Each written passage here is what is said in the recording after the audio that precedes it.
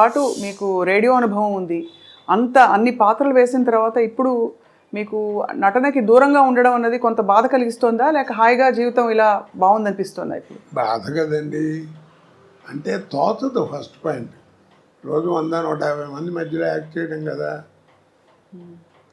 ఇప్పుడు ఏంటంటే ఒంటరిగా ఇంటి దగ్గర కూర్చోవడం, నేను మా ఆవిడే లేకపోతే మా కోడలు మా మనవాళ్ళు ఏదైనా కాలేజీ నుంచి వస్తే వాళ్ళతో ఒక 5 నిమిషాలు మాట్లాడటం. పుట్టేప్పుడు అంతా ఇట్లా కూర్చోవడమే కదా. ఇక్కడో ఇంట్లోనో లేకపోతే ఎక్కడో అక్కడ ఒకటోళ్ళు చూసుకుంటే అవి చూసుకుంటే అంతే. ఇక బోర్ కాదు, పిచ్చెక్కిపోతుంది. అవును.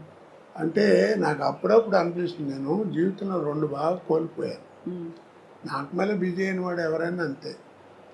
ఒకటి ఏంటంటే ఫ్యామిలీ లైఫ్, పిల్లలు ఆ ఎంజాయ్మెంట్, వాళ్ళని చదివించుకోవడం చేయటం, వాళ్ళతో తిరగడం, కాస్త షాపింగ్ బట్టలు కొనడం, ఇవన్నీ అలాగన్నీ పోయినాయి. అసలు దూరం అయిపోయాను. 2 జనరల్ నాలెడ్జ్. అవును. ఎంతసేపు ఆ కెమెరా యాక్షన్ ఇవే తప్ప ప్రపంచం బయట ఏం జరుగుతుందో కూడా తెలియదు. అవన్నీ పికప్ అవ్వాలంటే చాలా కష్టం. సో అలా మీరు మీ స్నేహితుల్ని కూడా బాగా మిస్ అవుతూ ఉంటుంటారు. అంటే సినీ పరిశ్రమలో మీకు బాబు మోహన్ గారు, బ్రహ్మానందం గారు, మీరందరూ బాగా దగ్గర కదా సార్? బాగా క్లోజ్. నాతో అందరూ అలాగే ఉంటారమ్మా. ఎందుకంటే నేను ఎవరితో ఏం కాంట్రవర్సీ లేదు, నాకు పోలేదు, నేను పడతాను. అందరూ అంటారు ఏదో అని, అందరూ కావాలని కూర్చొని కామెడీ చెప్పించుకుంటారు. సినిమాల మీద జోకులు చెప్తుందంటే వాళ్ళు చెప్పించుకుంటారు. అందుకనే 40 సంవత్సరాలు బతకగలిగాయి. లేకపోతే కాంట్రవర్సీ అయితే ఇప్పుడు పంపించేవారు. ఏదో ఒకటి గురించి అనడానికి ఏముంది, అనాలంటే బోళ్ళు అనొచ్చు.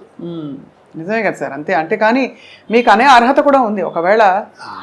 ఏదో అర్హత, ఎందుకంటే మీరు మీ స్వానుభవాలే కదా. మీరు 25 ఏళ్ళు రంగస్థల అనుభవం ఉందంటే అది తీసిపారలేని విషయం. ఆ రోజుల్లో మాండలికాలు ఇవన్నీ నేర్చుకోవటం అంటే తమాషానా. టీవీ వస్తుందని ఎవరు అనుకున్నారు కదా. నాటకాలు మొట్టమొదటి అసలు రేడియో లేని మనం లేవు. అవును. అసలు రేడియో దగ్గర ఏంటంటే వాయిస్ని ఎలా ఉపయోగించుకోవాలి, మైక్ని ఎలా వాడుకోవాలి, ఎక్కడ ఒత్తు, ఎక్కడ కామా, ఎక్కడ ఫుల్ స్టాప్, ఇవన్నీ నేర్చుకుంది రేడియో దగ్గరే కదా. అవును. భాష. కాబట్టి అక్కడ అది పునాది రాయి.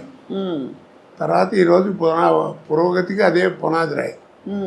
తర్వాత టీవీ వచ్చేవాడికి ఏమైపోయిందంటే మాకే థ్రిల్, నాకే. ప్రతివాడు ఫీల్ అవుతారు అది నటుడు. ఎందుకంటే నాటకాలు అంటే ఫోటోలు ఉంటాయి, ఇలా పెట్టిన ఒక యాక్షన్ ఫోటో ఉంటుంది, అలా ఉంటే అలా ఉంటుంది స్టడీగా. కానీ మనం నడిస్తే ఎట్లా ఉంటాం, మాట్లాడితే ఎట్లా ఉంటాం, అది ఎవరికి తెలియదు. మొట్టమొదటి నేను ఫీల్ అయింది నా లైఫ్లో, నేను ఎక్స్ప్లెయిన్ చేయలేను థ్రిల్ ఏంటంటే 2 నిమిషాలు. గోవింద్ చౌదరి అని టీవీలో ఉండేవాడు, ప్రొడ్యూసరు. ఆయన రికార్డ్ చేసి ఫస్ట్ డే పండగ వచ్చింది నాటిక.